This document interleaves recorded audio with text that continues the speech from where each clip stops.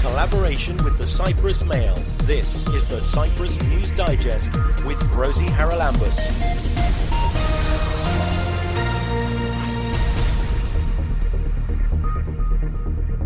Coming up on this week's programme, Cyprus drops down the index for perceived corruption. We have dropped by 5 points, which is the biggest, drop over the last decade that we had at Cyprus. Parliament passes legislation to protect whistleblowers. You cannot take any punishing measure against anybody who decides to speak and give information about corruption. And the cold weather is set to continue over the weekend, but things are going to look up a little in February. Unexpectedly rainy and cold weather appears to have now during January, and it is not going to last. I think that we will keep going with the wintry weather also for the next coming week. Cyprus has apparently slipped further down the Corruption Perception Index, known as the CPI. Now, that is an index compiled by Transparency International. We've spoken to them before on the Cyprus News Digest. But we're joined on this week's programme by the director of a local NGO that monitors all these things. That is the Cyprus Integrity Forum, whose president is Marios Skandalis. He joins us now. Marios, you obviously are disappointed, I presume, that we have dropped down these rankings for corruption. Can you tell us what the latest report shows? Yes, of course. I mean, disappointment has been registered from the previous years, but this year especially we have been utterly disappointed given the fact that we have dropped by 5 points, which is the biggest, drop over the last decade that we had at Cyprus. The Corruption Perception Index of Transparency International basically measures on certain methodologies that, scientific methodologies that they apply, the level of perception in the various countries when it comes to corruption. And Cyprus with this drop, basically, and the trend that has been registered over the last decade basically indicates that year after year, the level of perception of corruption in Cyprus at least remains the same, and it also worsens as time passes. Some people, Marios, might say that it is only people's perception of corruption. It isn't actually a measure of corruption. What would you say to that?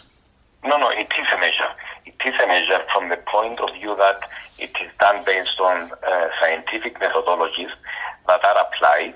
It is a measure of corruption, and this measure actually applies to 180 countries, and all of these countries endorse the results, the annual results, and the annual issuing of this index. What I meant was that it's measuring what people believe to be the corruption, because corruption per se is always under the carpet, so you can't measure it because half the time you don't know it's going on, do you?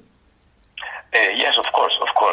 But people's perception, and especially when you are talking about the totality of the population under consideration by the specific methodology, the kind of standard deviation of a significant mistake being made is extremely small. That is why it is a scientific methodology, and yes, it is the perception of people which reflects the reality of the level of corruption in those countries. Does it, though, or does it reflect the reporting of corruption or supposed corruption? I mean, the media must have a role to play in this, and social media, of course, because that is, if you like, shaping a lot of people's opinions.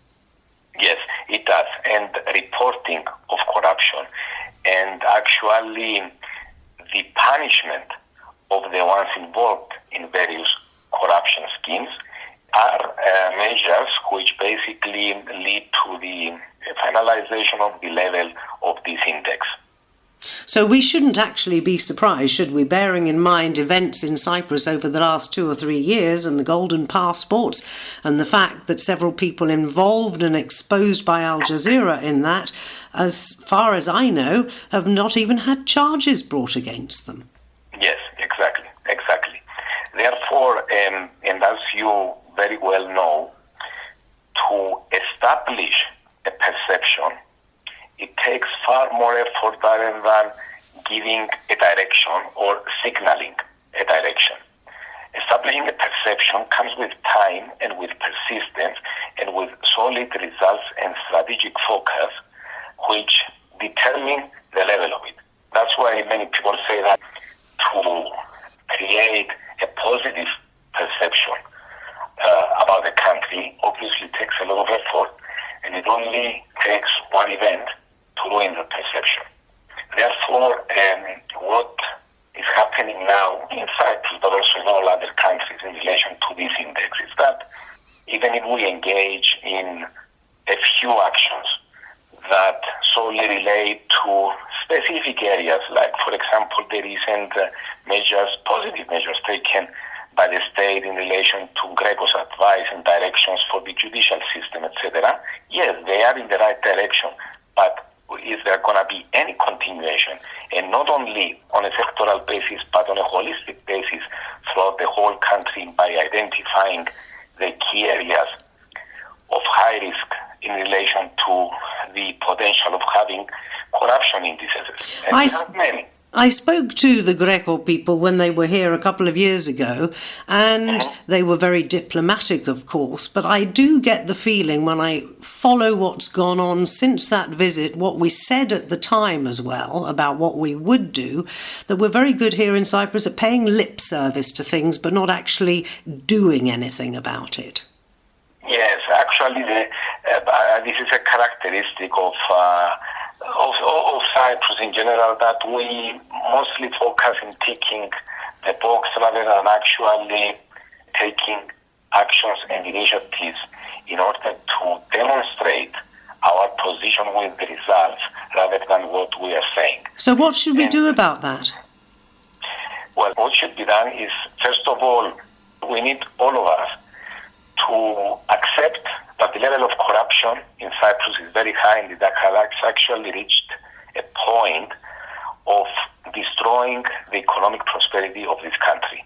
Because this is a fact, and we all need to accept it. And once we accept it, we need to take a holistic approach in how to combat and how to address the corruption. We should not just say, okay, because the Greco committee came and pulled our ears, we need to act there, and then we shall just wait until someone else comes to pull our ears and act on that area.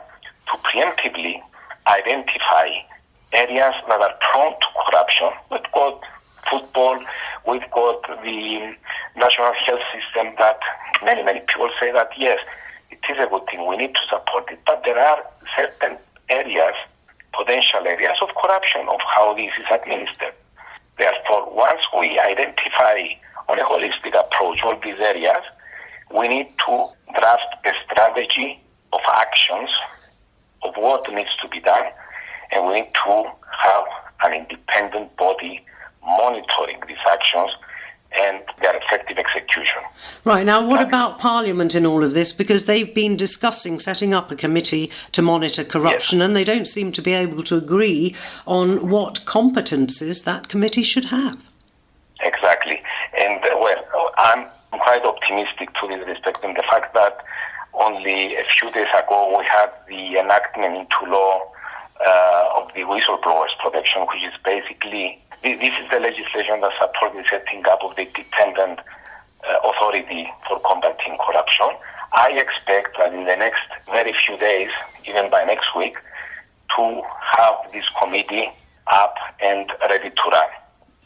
And of course, like you said, it's very, very important to be, not only to be seen, but also to be independent and having a pluralism of skills, that rather than just saying that, okay, it should be just lawyers or it should be just whatever, to identify various skills that can actually add value to the effectiveness of this authority.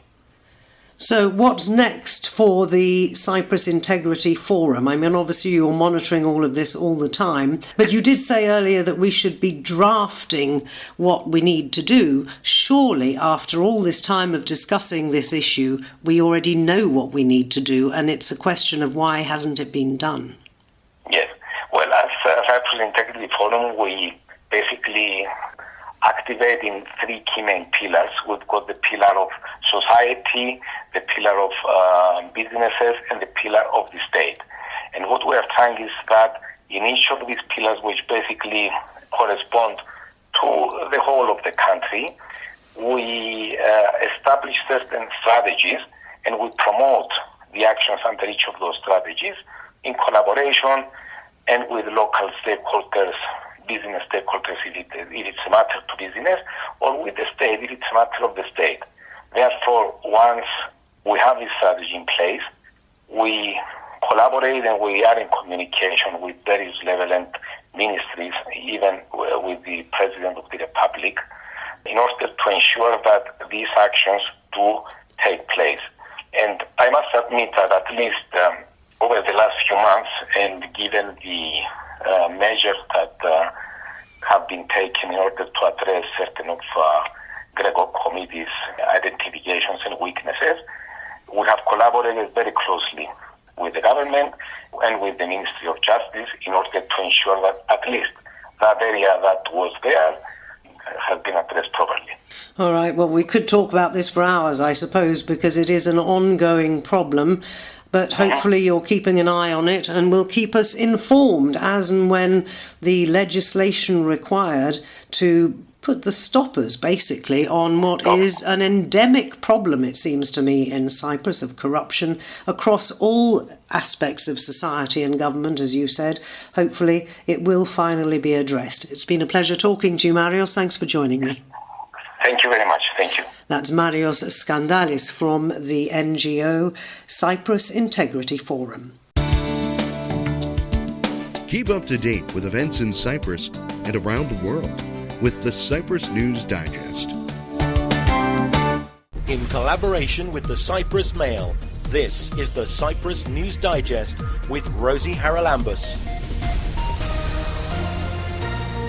The biggest achievement of Crime Stoppers has been the ability of the public to be able to give information about crime anonymously. There's no way I could have kept prostituting without the drugs. There's no way I could have had my body used like a public toilet, because that's actually what prostitution is. And then the fourth series I started 3 days after I'd won the Oscar, so the whole of the Monarch of the Glen experience was all interplatted with the Gosford Park Oscar experience. I was working with Ronnie James Dio, and David was going to reform Whitesnake in 2003. Cyprus was chosen because Cyprus is a stable, peaceful and secure place. We have to really look closely. What are we doing with children? What are we doing with adolescents? And what are we doing with adults that can help them move into a more literate situation? The ones that I'm proudest of are the ones that were true discoveries, where we found something we didn't know existed. Well, as we've just heard from Marios Skandalis talking about corruption on the island, he mentioned the fact that our House of Representatives has passed a law to protect whistleblowers. Funny that, because my next guest was already booked to talk about exactly that. She is MP Alexandra Atalidou. Alexandra, first of all, it's something again that's been on the cards, I think, for a long, long time, but there was some disagreement about what sort of protection should be offered. So can you enlighten us as to what the law that was finally passed actually says? Listen, Rosie, this is a directive of the European Union, first of all, for the whistleblower.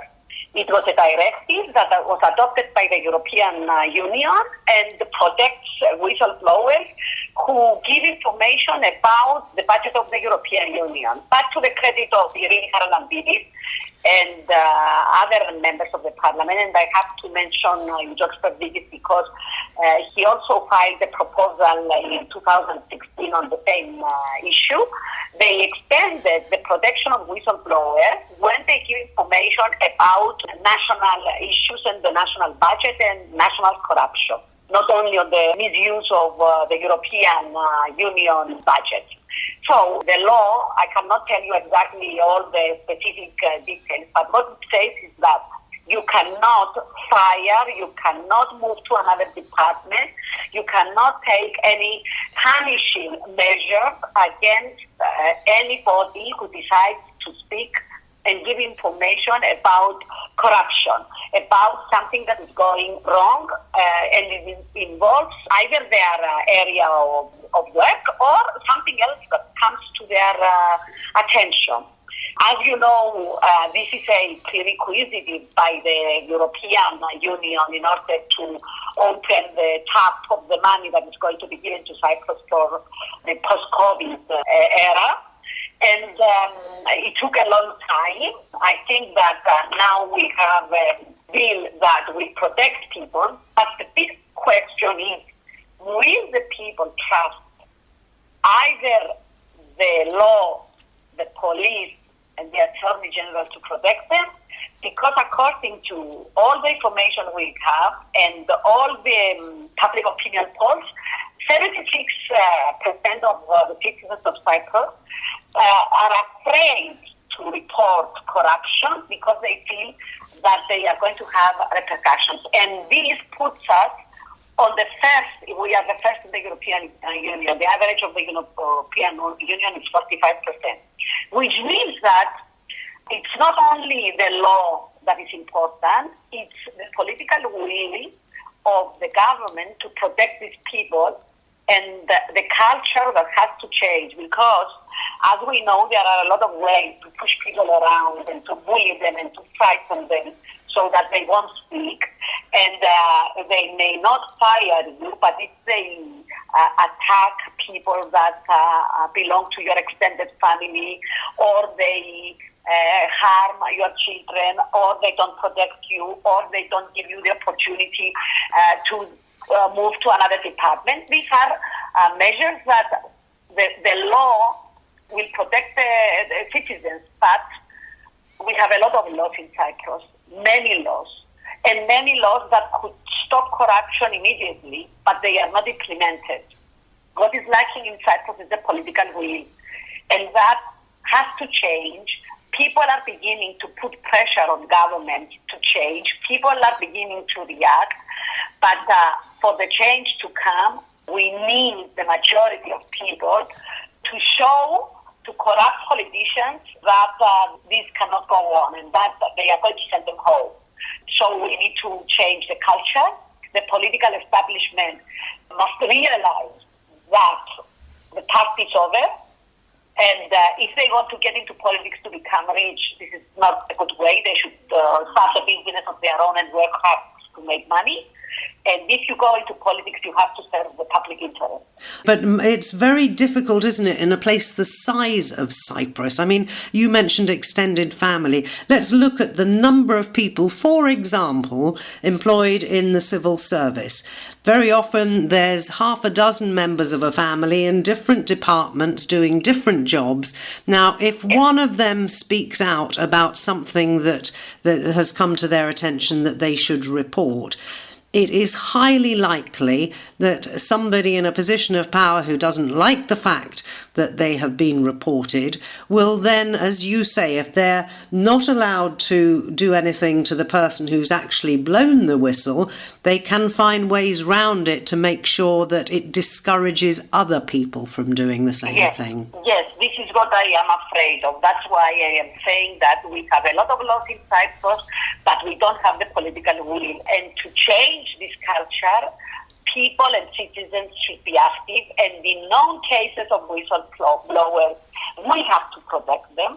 All of us, we have to protect them, and all of us should make sure that politicians are accountable and that they don't have their way and they don't bully people. But I mean, it's not passing a law that will change things. The law gives you the right to whistleblow, because in previous years when I was working for the government, and you don't even have the right to appear before a court unless they give you permission to appear before a court to say anything. So what I mean is that now we have established the legal framework, but now we have to work, the civil society and citizens, we have to work to establish the culture that will stop and prevent corrupt politicians from targeting those who are honest and those who give information that will benefit the whole of society. But I think you hit the nail on the head when you said it's up to every citizen, because how many times over the years have I discussed corruption in Cyprus with the average citizen, and they all say, oh yes, it's terrible, oh we mustn't do this, and yet when a nephew, a niece, a son, a daughter is looking for a job, they go and ask a pal in the civil service if they can get them a sinecure for life, and they're very happy to use it when it suits them and condemn it in everybody else. You're absolutely correct. I agree with you. That's why I say that the whole culture should change. But I believe that if all politicians, let's say we are changed, we wake up in the morning and we are changed, and we when somebody calls us and says this, we say it's against the law, all of us, then citizens will start to have trust that there is a way that recruitment is done, there is a procedure, it's based on merit, so I don't need to call for my kids, because everybody gives their excuse that, but if I don't do it, they will exclude my kids because somebody else is going to call. The politicians, they have to spell it loud and clear that finished. I don't do things like that. I don't. And, all of us, I am only a new member of the parliament, and in 6 months, I received a few calls like that. And I said, no, it's against the law. I won't do it. If you tell me that the law is not just, is not correct, if you come and tell me why this creates injustice, then I will change the law. But I will not speak for a person to be treated differently than the law outlines. And this is the message we have to give to citizens, that we don't promote personal interest, we promote the public interest. We're all looking forward to that actually happening across the board, Alexandra. Kicking and yelling, we have to go that way. Well, let's hope that this at least is a step in the right direction. Thanks for joining me.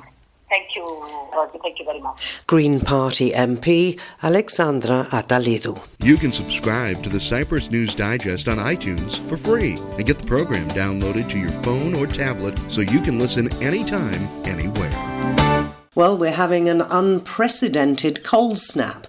Now, we of course have snow in the winter on the mountains, and we also have long periods of cold weather over the winter months.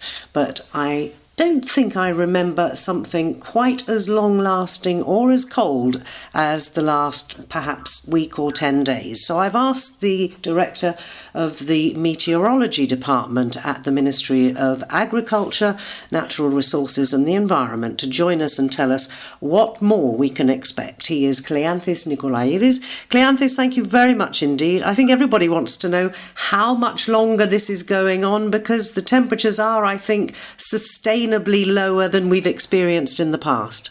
Yes, good day to all, Rosie, and thank you very much for the invitation for this short talk. Yes, indeed, you are correct. Unexpectedly rainy and cold weather appears to have now during January, and it is not going to last. I think that we will keep going with the wintry weather also for the next coming week.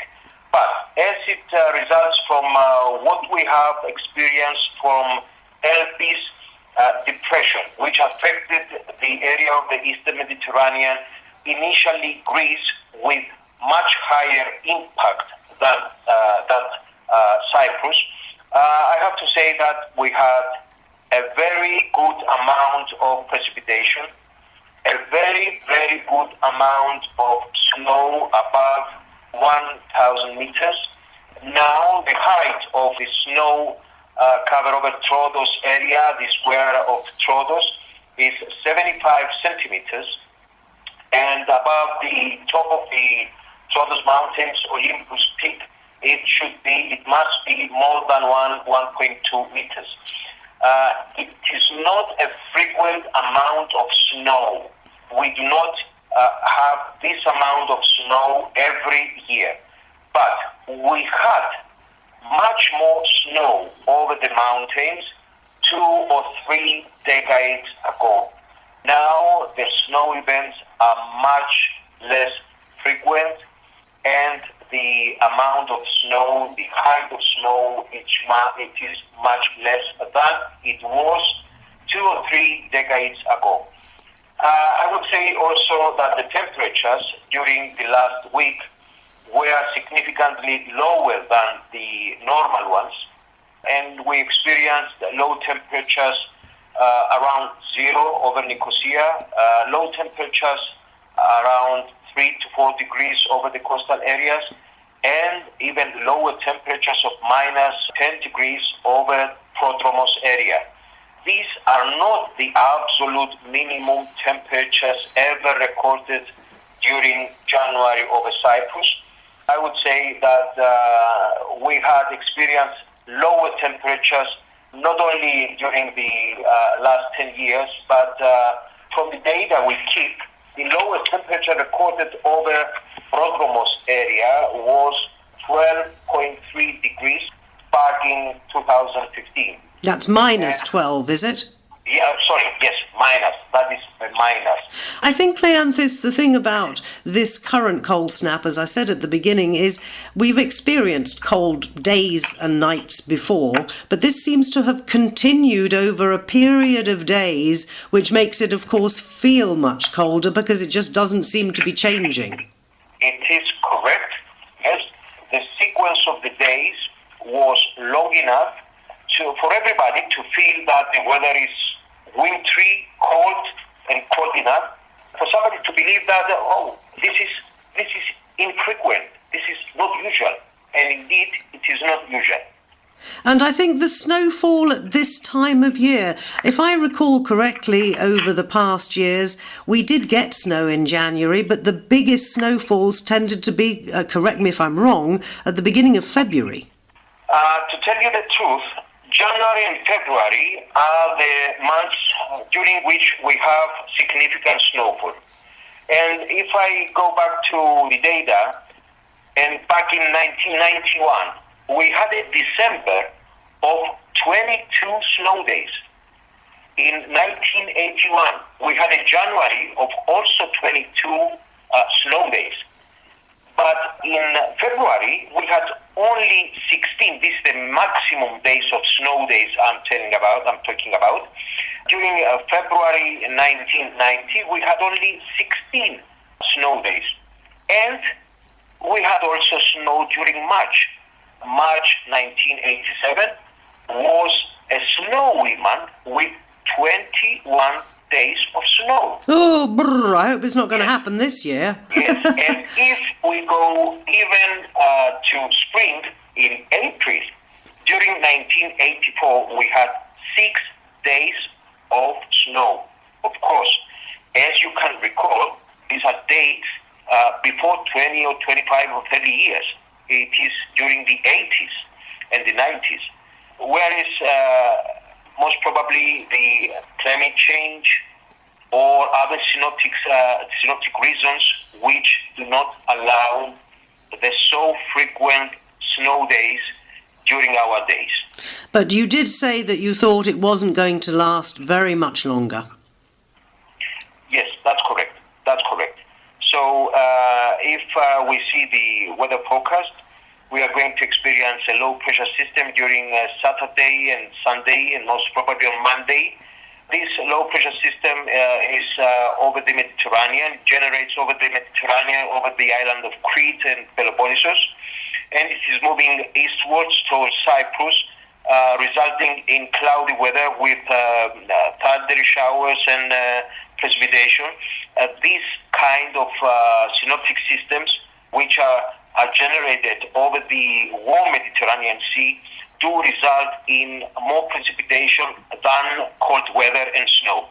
Well, that's good news, and always when there's cloud cover it seems to feel a little bit warmer. So things are looking up as we go into February, basically, you're saying? Yes. So the initial days of February are going to be, even with the remains of this low system which is going to affect us on this weekend, or with fair weather. Wonderful stuff. Kleanthis, a pleasure as always to talk to you and get the lowdown on our weather systems. Thanks for joining me. Thank you very much. Thank you.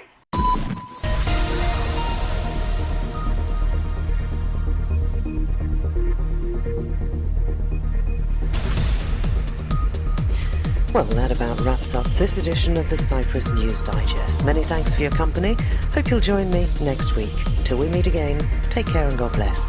Bye-bye now.